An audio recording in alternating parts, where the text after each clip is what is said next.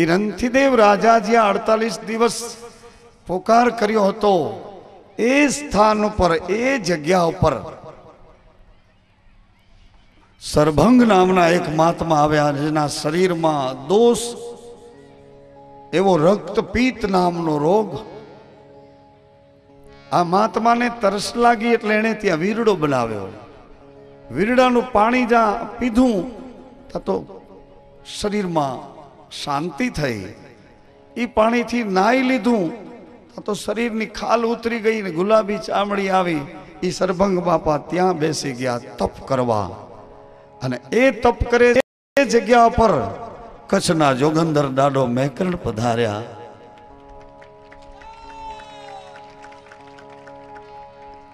જી નામનો ચીપિયો, જી નામનું ત્રિશૂળ, જી નામની નિશાનીઓ ખોડી અને દાદાએ એ ભૂમિ પર તપ કર્યું. દત્ત પૂછે, દિગંબરા કોણ છો? બાપ કોણ છો?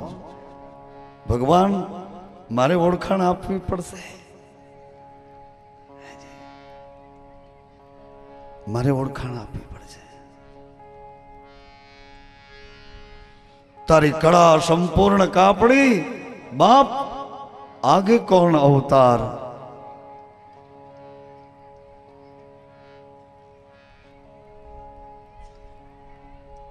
એ જગ્યા ઉપર જશો ને વરદાન, આ બે ટેકીલા પુરુષો એ જગ્યાનું દીઠ બાંધે છે. એ જગ્યા ઉપર સાંઈ ને ગુસાઈ બે મિત્ર, સાંઈ ગુસાઈ. સાંઈ, સાંઈ કો સલામ. સાંઈ અને ગુસાઈ, જયરામ ભારતી બાપા અને સાંઈ હિરલ શાહ, આ બે મિત્ર સાધુ એ જગ્યાની રોશની વધારે છે, મહિમા વધારે છે. અને એ જગ્યા પર રબારી જ્ઞાતિના મુંજિયા સરગામના ગિરનારની છાયામાં ગીર પ્રદેશના જીવા ભગત રબારી એને ઘેર આ બે સંતોની કૃપાથી, બે સંતોની પરાના વચનથી દેવા નામનો એક દીકરો, અને એ દેવા પર બે સંતોએ એના માથા પર પંજો મૂકીને કીધું, દેવા સેવા અસ્માકમ ધર્મ. સેવા તારો મોંઘા મોલો મંત્ર છે, સમર્પિત થઈ જા સેવા ક્ષેત્રમાં દેવા. પરંતુ બાપજી, મારા મા બાપે તો મને ફૂલની જેમ રાખ્યો છે, મેં કોઈ દિવસ કોઈની સેવા કરી નથી, સેવા કરતા મને કેમ આવડશે?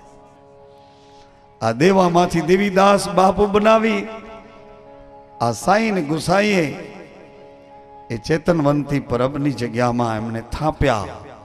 અને દેવીદાસ બાપુની છાયામાં ડૌ શાખના આહિરની દીકરી અમરબાઈ, અમદેશની આ આર્ય રમણી અમર છે ઇતિહાસમાં, એ અમરમાં પધાર્યા. અને અમરમાં શું બોલ્યા? માતાઓ, મારા અંતરના એ ચક્ષુ ઉઘાડી, ત્યાં મારા અંતરના ચક્ષુ ઉઘાડી, મુને દેખતી એ કરી છે દેવીદાસ. ઓહો બાપજી, આણું વળીને સાસરે જાય છે. અમરમાના સાસુ કહે છે, દીકરી બેટા, આ સામે જગ્યા છે, એમાં કોઈ કામણગારો બાવો છે, એ બાજુ ન જઈશ, હું થોડો વિસામો કરું છું. અને થોડી જ વારમાં અમરબાઈના સાસુ સુતા નિંદ્રા આવી અને સામેની જગ્યામાંથી ચીસો પડવા માંડી. ચીસો પડે છે. શું ચીસો પડે છે? રક્તપિતિયા બધા દેવીદાસ બાપુ. એ વખતમાં કોઈ વ્યવસ્થા નહોતી, આરોગ્યની સુવિધા આરોગ્ય કેન્દ્રો નહીં, કોઈ હોસ્પિટલો નહીં.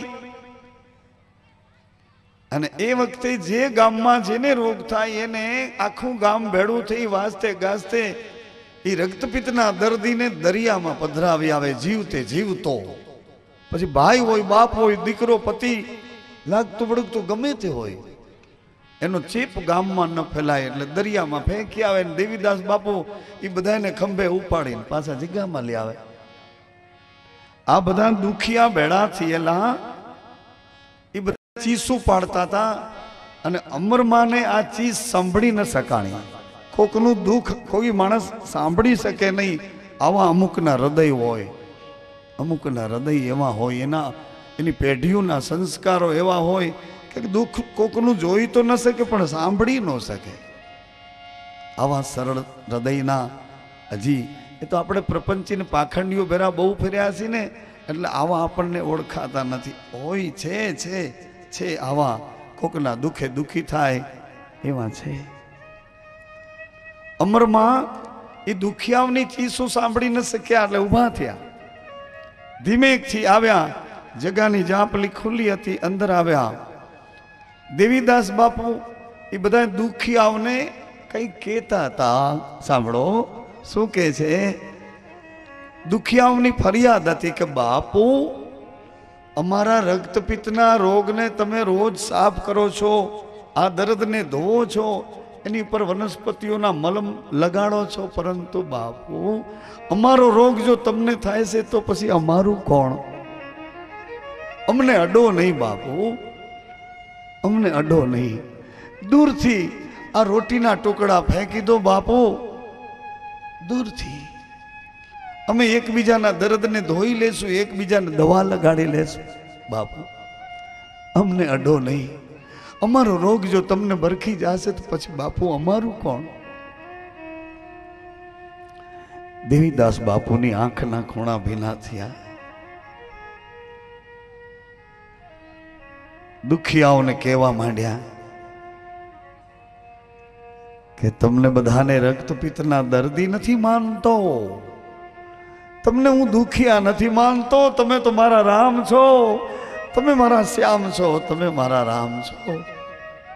તમારા માટે તો ઘર બાર કુટુંબ બધું છોડીને આવ્યો છું. હવે તમે મને સેવા કરવાની ના પાડશો તો હું ક્યાં જઈશ?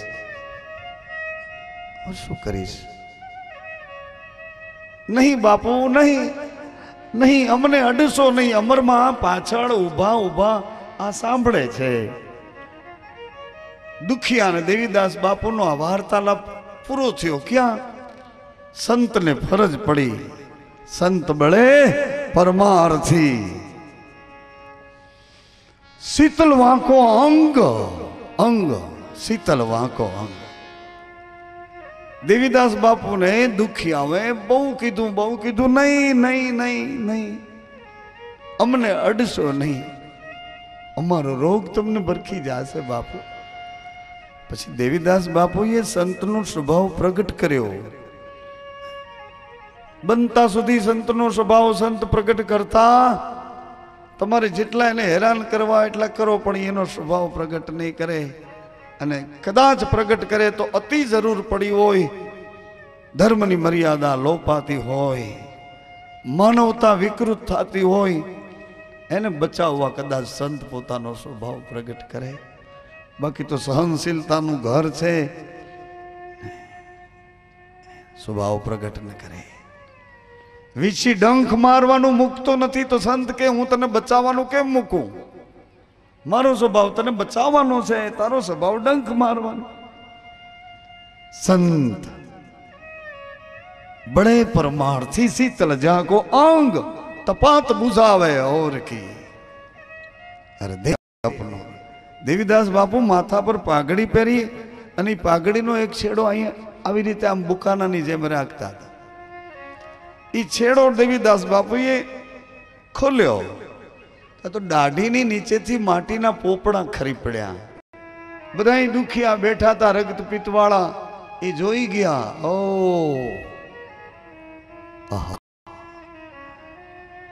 બાપુ, અમારો રોગ તમને બરખી ગયો બાપુ. હવે અમે કોઈ દિવસ તમને ના નહીં પાડીએ બાપુ.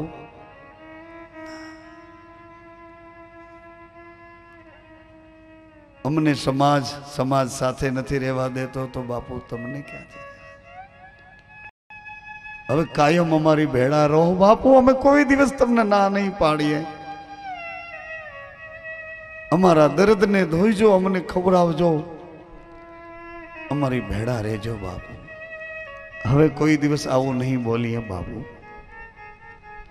દુખિયાઓને તો સમાધાન થયું, પણ અમરમાના હૃદયની અંદરથી કોઈ કે એને પ્રશ્ન કર્યો, એને ઢંઢોળીને કોઈ કે જગાડ્યા, અંતર આત્માને કોઈ કે ઢંઢોળી જગાડ્યો. અમર અમર, આમાં અમર કોણ છે? શરીર. આ શરીરને એક દિવસ આવા રોગ થાય છે તો અમર. આમાં તારું નામ અમર. આમાં અમર કોણ છે? શરીર. હે અમર, આમાં અમર કોણ છે? અમર કોણ છે? ઢંઢોળવા માંડ્યા અમરબાઈના ભીતરી ચેતન આત્માની આ ગતિ તીવ્ર ગતિ બની. આમાં અમર કોણ છે? એક દિવસ તારા શરીરની વૃદ્ધાવસ્થા આવશે, એક દિવસ તારા શરીરને આમાં રોગ ભરકી જશે, એક દિવસ અમર. આમાં અમર કોણ? આણું વળીને સાસરે જનારી આહિર ઘરની ખાનદાન અમીરાત વાળા ઘરની એ દીકરી ઘરેણાથી ઢાંકેલી છે, પણ બધા ઘરેણા ઉતાર્યા અને એક પોટલી વાળી. એવામાં તો એના સાસુ હોઈ આવ્યા. દીકરી, મેં તને ના પાડી હતી આ બાજુ નહીં આવ, તો પણ આ જગ્યામાં આવી. હાલ બેટા, આપણે મોડું થાય છે. અમરમાઈ જવાબ આપ્યો, હોઈ, મેં તો મારું ઘર ગોતી લીધું, હવે મને ક્યાંય જવું નથી, હવે મને કોઈ મોડું થતું નથી. અરે બેટા, શું બકવાસ કરે છે? મેં તને કહ્યું હતું આ જગ્યામાં બાવો કામણગારો છે અમર. હાલ દીકરી, હાલ બાપ. એવામાં અમરબાઈના સ્વામીનાથ ઘોડો લઈ સામે આવ્યા હતા. એણે બૂમ પાડી કે માં હજી કેટલી વાર છે? કે દીકરા, બહુ તો આવવાની ના પાડે છે. હે? આવવાની ના પાડે છે? માં તો શું એને આ જગ્યામાં રહેવું છે? એ તો એ જાણે દીકરા. બસ માં, હવે મને એ ન ખપે, હવે મને એ ન ખપે. અને હવે હું જોઉં છું આ બાવો અને અમર આ જગ્યામાં કેમ રહે છે માં. હાલ, હવે મને એ ન ખપે. પછી તો જેમ ફાવે તેમ બોલતા નીકળી ગયા. દેવીદાસ બાપુએ અમરમાને બેસાડ્યા અને કીધું, દીકરી બેટા, તે શું કર્યું? આ તે શું કર્યું દીકરા? બહુ સમજાવ્યા, બહુ સમજાવ્યા. પરંતુ એક જ વાત કે બાવાજી, તમે તમારું શરીર આ દુખિયાઓની પાછળ હોમી દીધું. તમારે આમાંથી શું મેળવવું હતું? મને રોકો છો? કહો. સવાર પડી. દેવીદાસ બાપુએ ખંભે દાડા મેકરણની જેમ કાવડ, એમ દેવીદાસ બાપુએ ખંભે જોડી લીધી. ભિક્ષા માધુકરી માંગવા માટે, ઘરનો ટુકડો માંગવા માટે જોડી ખંભે લીધી. એટલે અમરમાં આડા ફર્યા, નહીં બાપુ, હું અહીં બેસવા નથી આવી, લાવો જોડી હું ફેરાવું. દીકરી બેટા, તારું શરીર નાનકડું છે, વળી તું સ્ત્રી છો, જગત તને સાફ નજરે ન જવે. બેટા, જોડી ફેરવવામાં મારા પગ ટેવાઈ ગયા છે, તું જગામાં રે દીકરા. બાપુ, અમરમાં પછવાડે વાડામાં ગયા. એક દાતરણું ગોત્યું, કાળા ભમર કેસ, તેલ સિંચેલા. ઈ કેસ લઈને દાતરણેથી જેમ ઘાસ વાઢે એમ કેસ વાઢીને ઢગલો કર્યો. ધૂળામાંથી ચીપિયો કાઢ્યો, ધગ ધગતો અંગારા જેવો ચીપિયો શમ શમ શમ શમ મોઢા પર ધગધગતા ચીપિયાના ડામ દીધા અને જેવા ચીપિયાના ડામ મોઢા પર પડ્યા એવું આખું મોઢું તરત જ સૂજીને કાળા ડાઘ થયા. આવ્યા અમરમાં દેવીદાસ બાપુ પાસે. બાપુ બાપુ હવે તો તમારું જગત મને બીજી નજરે નહીં જોવાય ને બાપુ. હવે તમારું જગત મને બીજી નજરે નહીં જોવાય ને બાપુ. હવે તો હું જોડી ફેરવું ને બાપુ. ઓહો અમર અમર આટલી ખાતરી કરાવી અમર માએ, આટલી ખાતરી કરાવી ગુરુને કે હું અહીં બેસવા નથી આવી. મારા અંતરના ચક્ષુ ઉગાડે, મારા અંતરના ચક્ષુ ઉઘાડ્યા. દેવીદાસ બાપુએ કીધું અમર અમર બેટા, અમર દીકરા, કે જા હવે ત્રણ કાળમાં કોઈ તારી સામું નહીં જોવે. જા અમર. આટલું નક્કી કરાવ્યું ત્યારે ગુરુએ આવડું વચન આપ્યું કે ત્રણ કાળમાં ભૂત ભવિષ્ય વર્તમાન જાગ્રત સ્વપ્ન સુષુપ આ ત્રણેય કાળમાં તારી સામું કોઈ નહીં જોવે. જા બેટા, જા દીકરા, જા અમર. મને દેખતી એ કરી છે દેવીદાસ, એ સામૈયા કરીએ આવા સંતો નામ. મને દેખતી એ કરી છે દેવીદાસ, સામૈયા કરીએ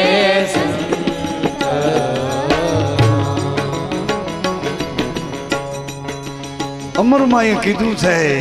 અરે અરે અરે રે બાપ, અમરમાએ એવું કીધું,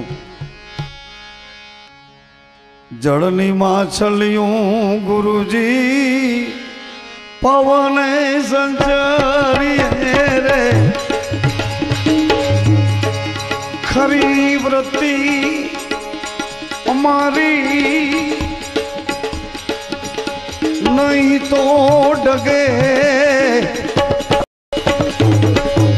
અદલ ફકીરી દેવંગી વિના બીજા કોણ તો.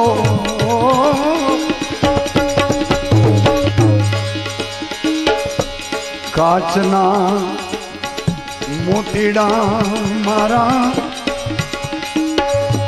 હીરા કરી માનજો, એ ખોટા રે હીરાને તમે સાચો કરી સમજાવ્યો.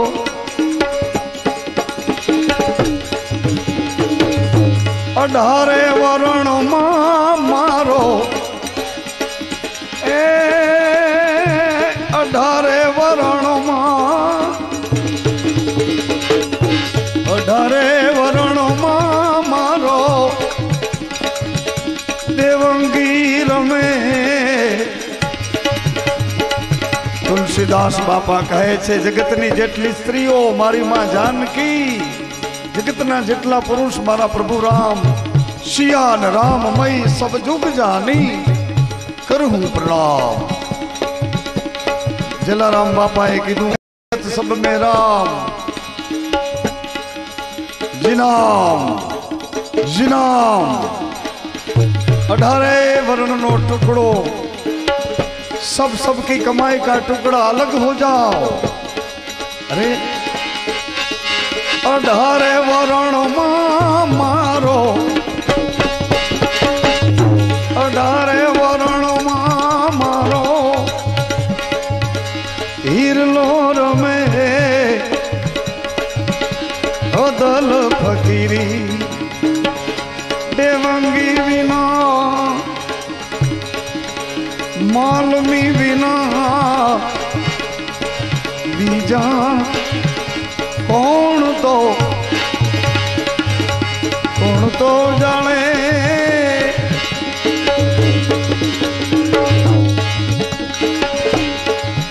पुकार पुकार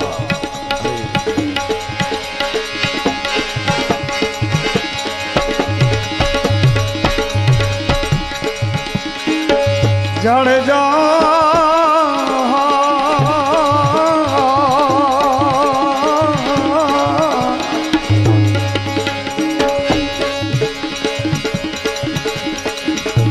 जे रे ए बोलिया ता मेवाड़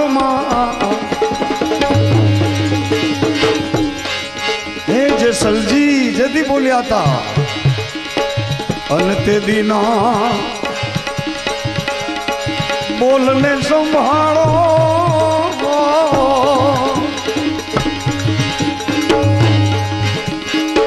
वचन ए विचारी वेला जागजो वेला जागजो वेला जागजो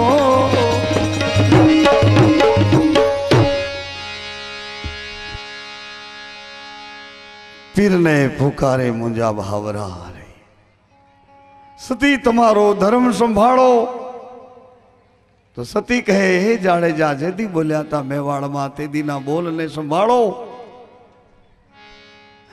त्रीजे दिवसे बाहर पधार्या जेसल जी जियो बाप जियो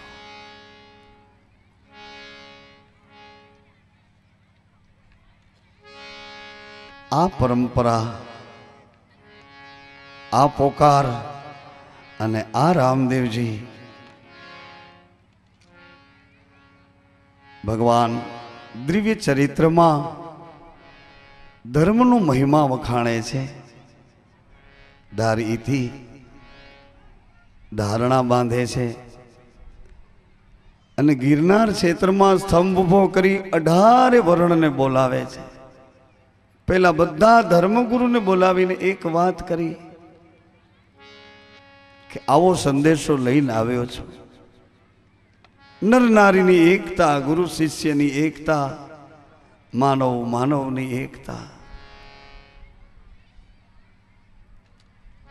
आ चर्चाओ बपोर पछी पूरी करिए आज बपोर पछी कदाच 5 वाग्याना अंदाजे कथा ने विराम आपवानुं थाय छे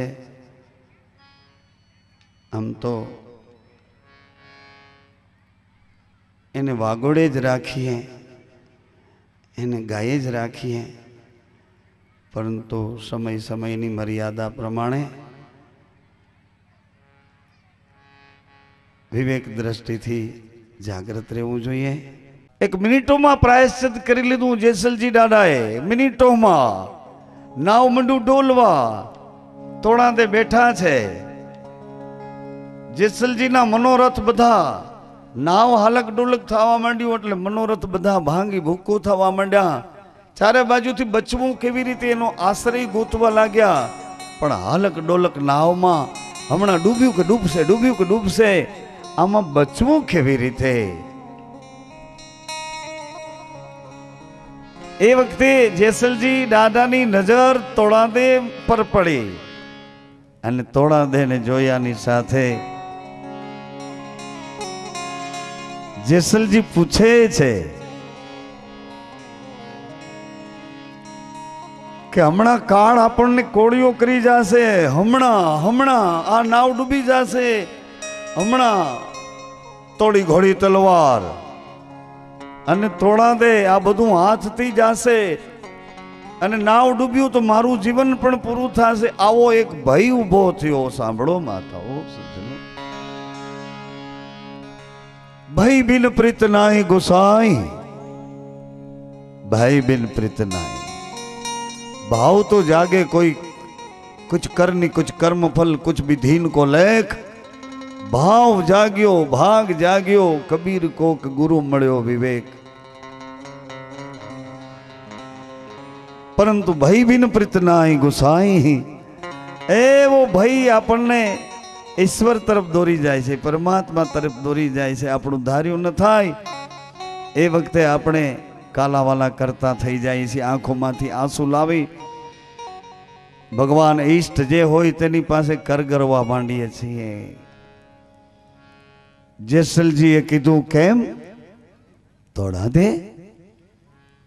તમને આ નાવ હાલક ડોલક આવડા મોટા આ તોફાનમાં હમણાં નાવ પલટી જશે, આપણું જીવન સમાપ્ત કરી દેશે, પણ તમે તો એમ જ બેઠા છો, તમને ભય નથી લાગતો? થોડા દઈએ કીધું કે નહીં. કેમ કાળનો ભય તમને નથી લાગતો? તો કે નહીં. હે જેસલજી, મને તો મારા ગુરુએ અભય પદ આપ્યું છે, અભય પદ, એટલે મને ભય નથી લાગતો.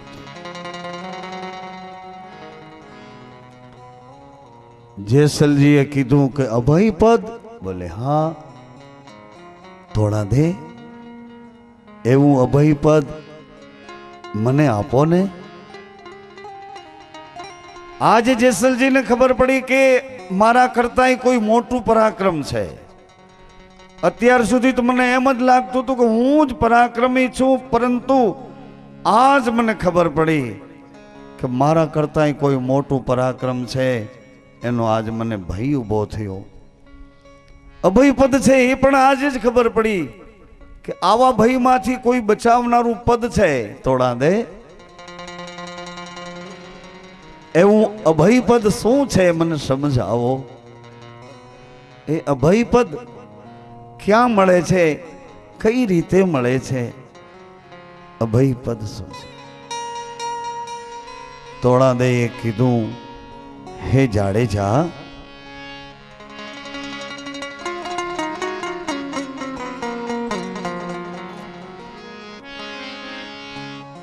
જેને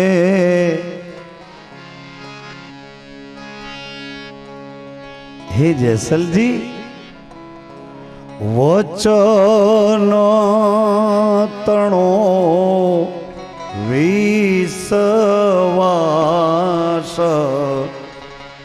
અભય પદ ગુરુ આપ સે. વચન તણો વિશ્વાસ અભય પદ ગુરુ આપશે. જેને વચન તણો વિશ્વાસ અભય પદ ગુરુ આપશે. જેને વચન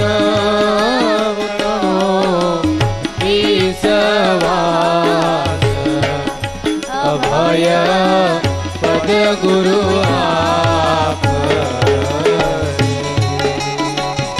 વચન ઉપર વિશ્વાસ. અરે અભય પદ, હા વિશ્વાસ કરો. હે જાડેજા, પલમાં પલમાં પલમાં વિશ્વાસ આપ્યો. કોનો? પલમાં રામદેવજીનો વિશ્વાસ આપ્યો, નકળંગનો વિશ્વાસ આપ્યો, નેજાધારીનો વિશ્વાસ આપ્યો. કેવી રીતે? કે એનો વિશ્વાસ કરો તો